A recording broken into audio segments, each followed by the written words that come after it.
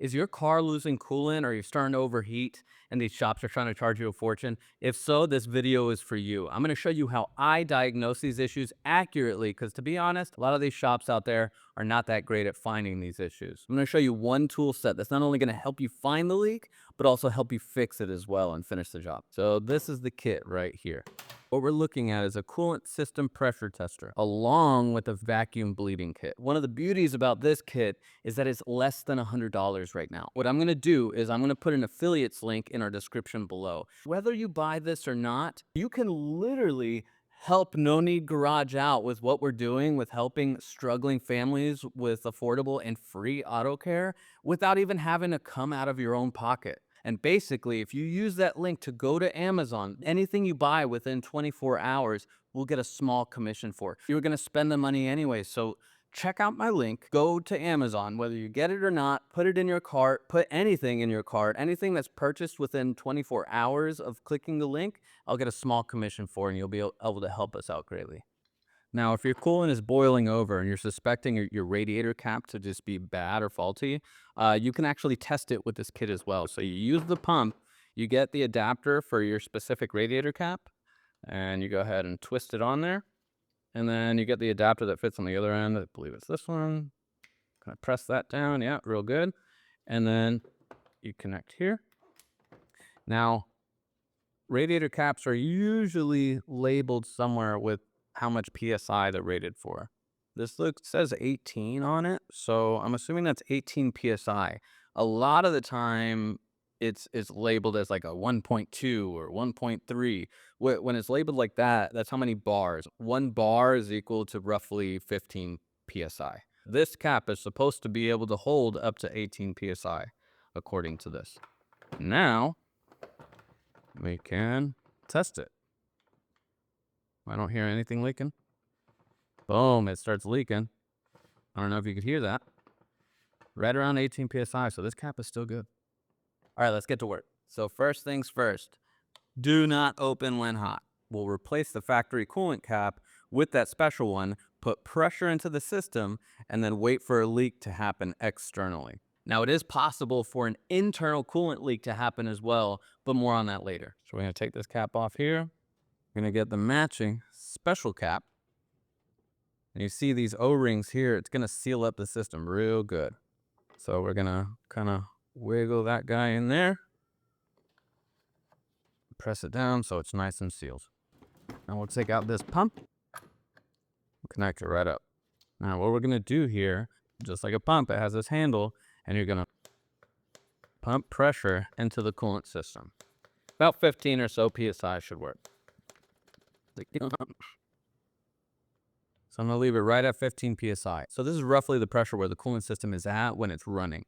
But Asiel, can I just check for the leak while it's running? Absolutely. But this simulates the car running, so you don't have to deal with a hot car. You're simulating the fact that the car is at full operating temperature and at full pressure in the coolant system. And then once you find a leak, boom, you could get right to work. You don't have to wait for the car to cool down. You don't have to deal with a hot engine and all that. This just saves you a bunch of time and a bunch of burns and stress. Now, as you can see, it's already dropping.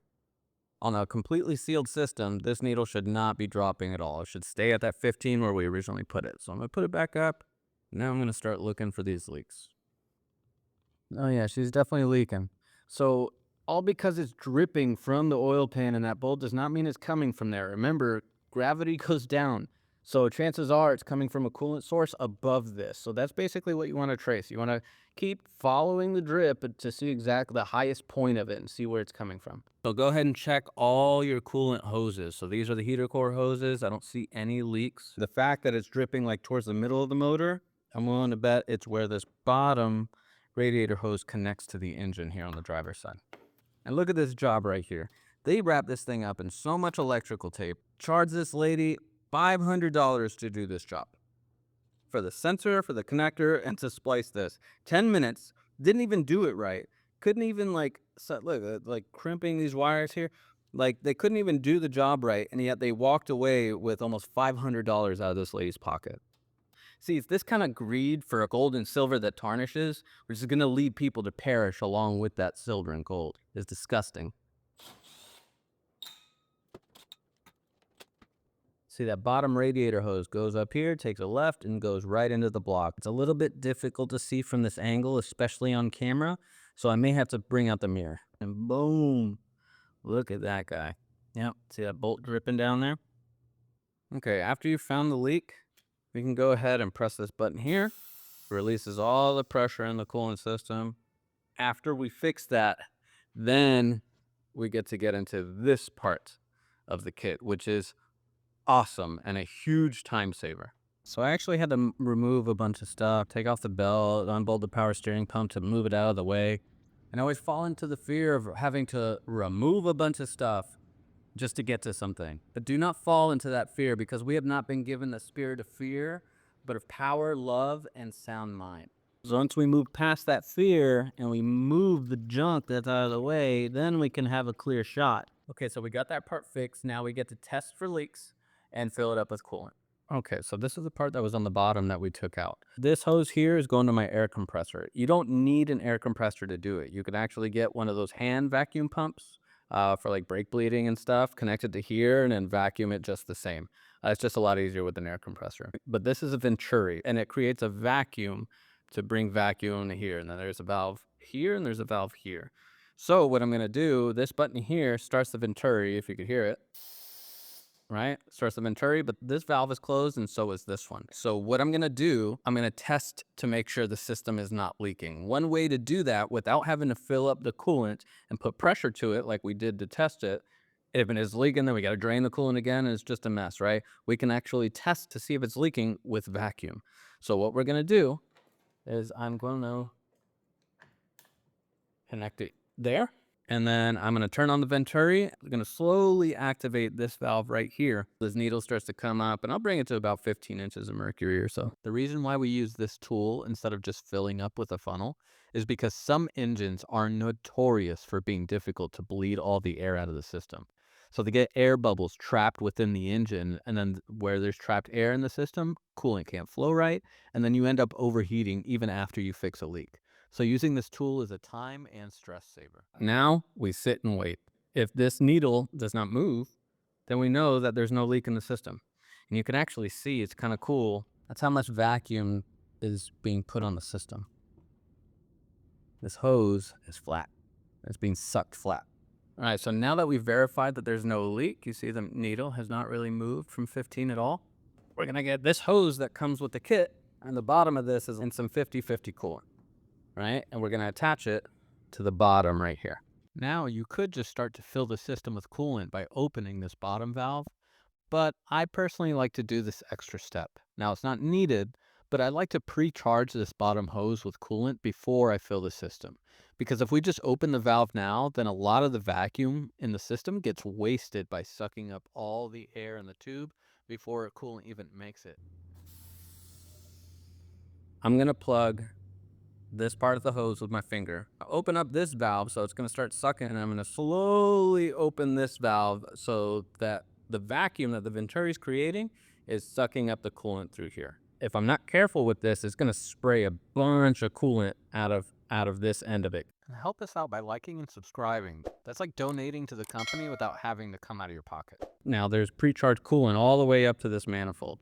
I'm going to connect that back up to the coolant system. And I'm going to put vacuum onto the system again. I know this seems a little redundant, but I promise there's a method to our madness here. So now this is the part where we use the very vacuum that we put in this system to suck up the coolant that's in that jug. Once we verify there's no leak or anything, is turn this valve on, and it's literally going to do the magic for you. Watch.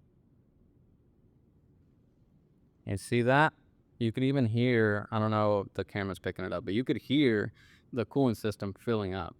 Now we got to keep an eye on this jug down here and make sure the hose is at the very bottom of it, and make sure that we don't go too low. So what I like to do, right when it comes to about here or so, like close to the end of the hose, I'm going to turn off this valve. So I'll just go ahead and do that now. And I'm going to get my second jug.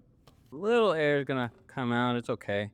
The way you can tell if the system is full or not is this will literally be at 0. See, it's a little bit less than 10 inches of mercury. So there's still vacuum in the system, it still wants more coolant. So I'm going to keep going until it fills it all up. And basically what we're doing is we're forcing the coolant through all the little crevices within the engine and forcing coolant through there with vacuum. Let's see, I close the valve. It doesn't really move at all. It's at 0. So the vacuum's done its job. So now what I'm going to do, the coolant isn't exactly where I want it to be. So I'm just going to go ahead and top this off. Gonna aim for cold fill max. So look at your like service manual to see if there's any other special procedures to bleed it. Like see there's extra bleeder screws and stuff on this one, but honestly with doing it this way, I haven't really had any issues with having to do extra stuff. It just the vacuum method is just superior.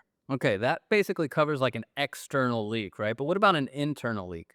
Like a head gasket or a cooler or something? Ah, that's on the next one.